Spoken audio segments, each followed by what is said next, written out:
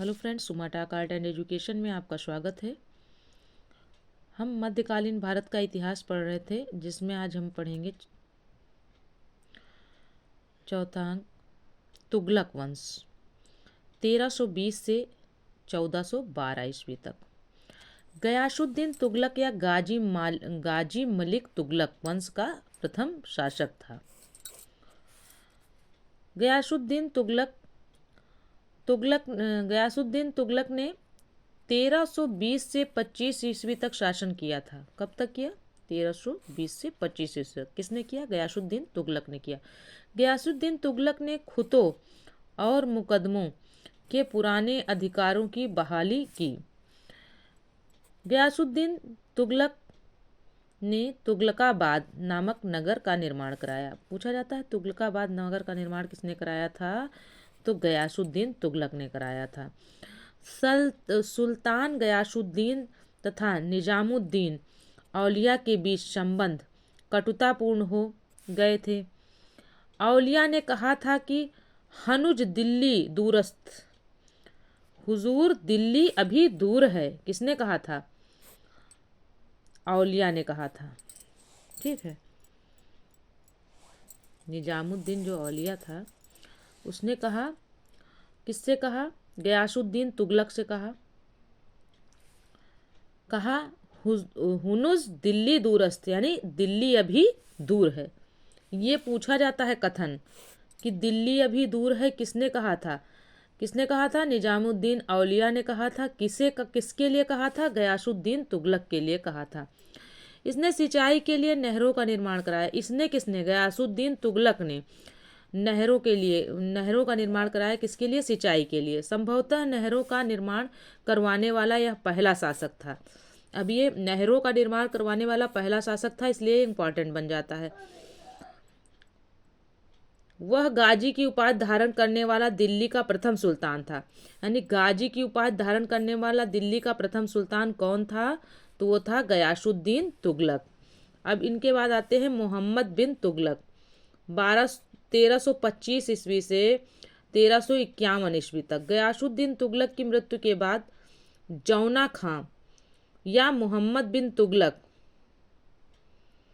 1325 से 1351 ईस्वी तक सुल्तान बनता है। यानी 1325 से 1351 में सुल्तान रहता है। कौन? जौना खां या मोहम्मद बिन तुगलक। उसके समय में तुगलक साम्राज्य 23 प्रांतों में विभाजित था। मोहम्मद तुगलक ने चांदी के सिक्कों के स्थान पर तांबे का सिक्का प्रतीक मुद्रा के रूप में प्रचलित किया। यानी जब मोहम्मद तुगलक आए शासन करने तो उन्होंने क्या किया?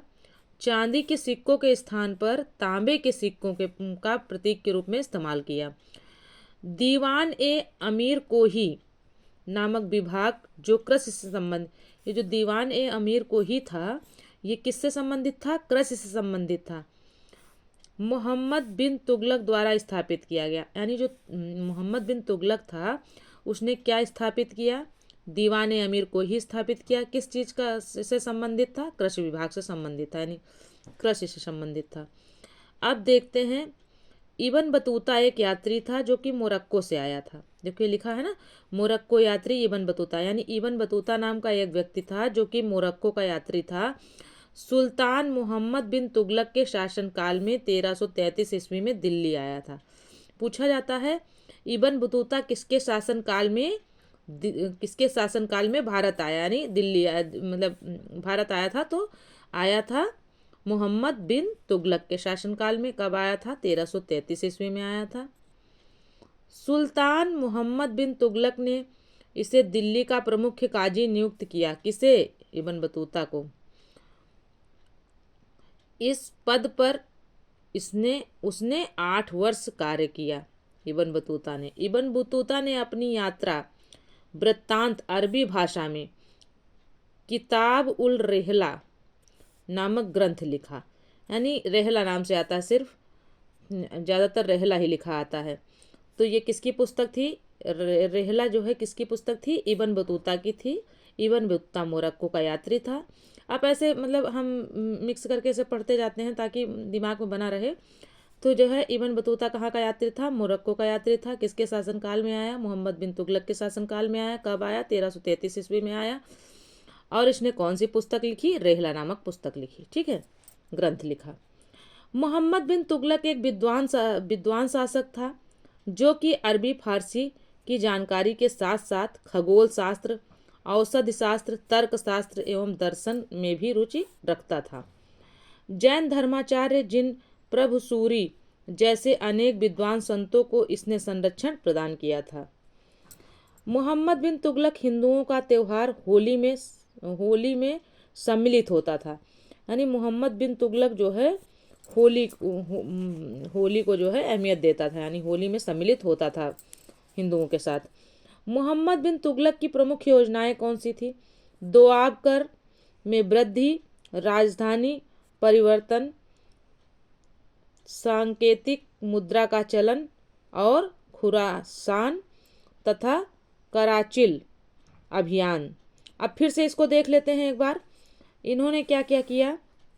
मोहम्मद तुगलक की प्रमुख योजनाएं क्या थी? इसने क्या क्या योजना बनाई? दोआब में वृद्धि की, ठीक है, दोआब कर में वृद्धि कर दी। राजधानी परिवर्तन किया, कहाँ? दिल्ली से देवगिरी। सांकेतिक मुद्रा का चलन प्रचलित किया। खुरासान तथा कराचिल अभियान भी जो है इसकी योजना में शामिल थे। मोहम्मद बिन तुगलक के शासनकाल में हरिहर और बुक्का नामक दो भाइयों ने दक्षिण में 1336 ईस्वी में स्वतंत्र राज्य विजयनगर की स्थापना की थी। यानी विजयनगर साम्राज्य बहुत पूछा जाता है दक्षिण भारत का, तो विजयनगर साम्राज्य की स्थापना किसने की थी? हरिहर तथा बुक्का नाम के दो भाई थे जिसने विजयनगर साम्राज्य की स्थापना की थी। कब की थी? 1336 ईस्वी में। 1351 ईस्वी को मोहम्मद बिन तुगलक की मृत्यु हो गई। सुल्तान के निधन पर बदायूनी लिखता है, बदायूनी लेखक था, सुल्तान को उसकी प्रजा से और प्रजा को अपने सुल्तान से मुक्ति मिली। यानी वो आता ना, कथन आता है, राजा को अपने प्रजा से और प्रजा को अपने राजा से मुक्ति मिली। ये किसने कहा था? बदायूनी ने कहा था। किसके निधन पे कहा था? मोहम्मद बिन तुगलक के निधन पे कहा था। 1351 ईस्वी में मोहम्मद बिन तुगलक की मृत्यु के बाद उसका चचेरा भाई फिरोज शाह तुगलक 1351 से 1388 ईस्वी, यानी 1351 से 1388 पर राजगद्दी पर सुल्तान बना, राजगद्दी पर बैठा एक तरीके से। अब ये आगे बढ़ने से पहले ये भी जो है बॉक्स देख लेते हैं। अपने गुरु विद्यारण्य की प्रेरणा से किन दो भाइयों ने विजयनगर साम्राज्य की स्थापना की थी? अब सीधा सीधा जो है ये दे दिया है अपने गुरु, जो ये दे दिया है इससे कंफ्यूज मत होइएगा। जब दो भाइयों को दे दिया तो दो भाई ने विजयनगर साम्राज्य की स्थापना की थी, उनके नाम क्या थे ये भी पूछ सकता है। तो आप ये बताएंगे कि जो है विजयनगर साम्राज्य की स्थापना किसने की थी? हरिहर और बुक्का नाम के दो भाइयों ने की थी, है ना। आगे देखते हैं। फिरोज शाह तुगलक 1351 से 1388 ईस्वी। फिरोज शाह तुगलक ने हिसार, फतेहाबाद, फिरोजपुर, फिरोजाबाद तथा जौनपुर, जौना खां की स्मृति में नामक नए नगर बसाए तथा अनेक नहरें भी बनवाई। यानी जो फिरोज शाह तुगलक आया तो इसने कौन कौन से नगर बसाए? हिसार, फतेहाबाद, फिरोजपुर, फिरोजाबाद तथा जौनपुर, ये सारे नगर जो है इसने बसाए तथा कई नहरें भी बनवाई। उसने ब्राह्मणों पर भी जजिया कर लगाया। सर्वप्रथम लोक निर्माण विभाग की स्थापना का श्रेय, यानी लोक निर्माण विभाग की स्थापना का श्रेय किसे जाता है? फिरोज शाह तुगलक को जाता है। हब ए सर्ब अर्थात सिंचाई कर लगाने का फिरोज तुगलक दिल्ली का प्रथम सुल्तान था। यानी सिंचाई में कर लगा, सिंचाई पर भी उसने कर लगाया। किसने लगाया? फिरोज शाह तुगलक ने लगाया, जिसको जो है हब ए सर्ब कहा जाता था, सिंचाई कर को। फिरोज शाह तुगलक ने अशोक के 2 स्तंभों टोपरा तथा मेरठ को दिल्ली ले गया।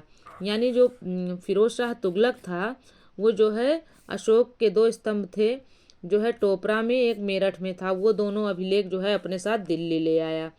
फिरोज शाह तुगलक सैनिक सेवा को वंशानुगत कर दिया। उसने जो है सैनिक सेवा को वंशानुगत कर दिया। वंशानुगत करने का मतलब होता है जैसे किसी का पिता जो है किसी सैनिक सेवा में है तो उसका पुत्र भी उसी सेवा, उसकी मृत्यु के पश्चात उसका पुत्र आ जाएगा, फिर उसके पुत्र का पुत्र आ जाएगा, ये वंशानुगत हो गया। फिरोज शाह तुगलक को दासों का बहुत बड़ा शौक था। उसके समय में दासों की संख्या 1,80,000 तक पहुंच गई थी। इसने दासों की देखभाल के लिए एक पृथक विभाग दीवाने बंदगान का गठन किया था। किसके लिए? दासों की देखभाल के लिए एक पृथक विभाग का गठन किया। वो विभाग का नाम क्या था? दीवाने बंदगान। फिरोज शाह तुगलक द्वारा स्थापित दार उल सफ़ा एक खैराती अस्पताल था। अब जैसे पूछा जाएगा दार उल सफ़ा क्या था, तो एक क्या था? ये एक खैराती अस्पताल था। और बनवाया किसने था? फिरोज शाह तुगलक ने बनवाया था, इसका निर्माण किया था। फिरोज शाह तुगलक ने अपनी आत्मकथा फुतुहात ए फिरोज शाही की रचना की। फिरोज शाह तुगलक की आत्मकथा का क्या नाम था? फुतुहात ए फिरोज शाही। इसने जियाउद्दीन बर्नी एवं शम्स ए सिराज अफ्रीका को संरक्षण प्रदान किया था। इसने अद्धा एवं बिख नामक सिक्के जारी किए थे। अद्धा एवं बिख नामक सिक्के जारी किए थे जो तांबे एवं कांसे से निर्मित थे। फिरोज तुगलक ने ज्वालामुखी मंदिर को नष्ट कर उसके पुस्तकालय से 1300 ग्रंथों में से कुछ को फारसी में विद्वान अजीजुद्दीन खालिद द्वारा दलायते फिरोज शाही नाम से अनुवाद करवाया। फिरोज शाह तुगलक की मृत्यु 1388 ईस्वी में हो गई। नसीरुद्दीन महमूद 1394 से 1412 ईस्वी में तुगलक वंश का अंतिम शासक था। यानी कौन? नसीरुद्दीन महमूद जो है तुगलक वंश का अंतिम शासक था। इसके शासनकाल में ख्वाजा जहां ने जौनपुर नामक स्वतंत्र साम्राज्य की स्थापना की थी। नसीरुद्दीन महमूद के शासनकाल में तैमूर ने भारत पर आक्रमण किया। तो कब किया था? 1398 ईस्वी में किया था। किसने किया था? तैमूर ने आक्रमण किया था। नसीरुद्दीन महमूद के शासनकाल में किया था। आगे देखते हैं, और आगे देखने से पहले जो है एक बॉक्स में चलते हैं। वो ये बॉक्स है, अभी मैंने थोड़ी देर पहले पढ़ाया है, अगर आपके दिमाग में आए तो ज़रूर आंसर दीजिएगा। फिरोज शाह तुगलक द्वारा लगाया जाने वाला हब ए सर्ब नामक कर किस पर लगाया जाता था? अभी मैंने बताया था ना हब ए सर्ब क्या होता है, किसके लिए लिया जाता है। तो अब आप बताइएगा कि किस पर लगाया जाता था। इसका जो है आंसर आप कमेंट्स बॉक्स में दीजिएगा। आगे देखते हैं। नसीरुद्दीन महमूद के लिए प्रचलित था। शहंशाह की सल्तनत दिल्ली से पालम तक फैली हुई है। नोटेड पॉइंट में देख लेते हैं। 1412 ईस्वी में नासिरुद्दीन महमूद की मृत्यु के बाद तुगलक वंश का शासन समाप्त हो गया। 1413 ईस्वी में सरदारों की सम्मति से दौलत खां लोदी सुल्तान बना, परंतु खिज्र खां ने दिल्ली पर आक्रमण कर दौलत खां को पराजित करके उसे हिसार के किले में कैद कर दिया और 1414 ईस्वी में दिल्ली के सिंहासन पर बैठकर एक नवीन राजवंश सैयद वंश की स्थापना की। इस प्रकार तुगलक वंश का शासन 1412 ईस्वी में नासिरुद्दीन महमूद शाह की मृत्यु के साथ ही समाप्त हो गया। फ्रेंड्स, मिलते हैं अगले वीडियो में। अगर ये वीडियो पसंद आए तो चैनल को सब्सक्राइब करें, वीडियो को लाइक करें, अपने दोस्तों में शेयर करें। तब तक के लिए जय हिंद, जय भारत।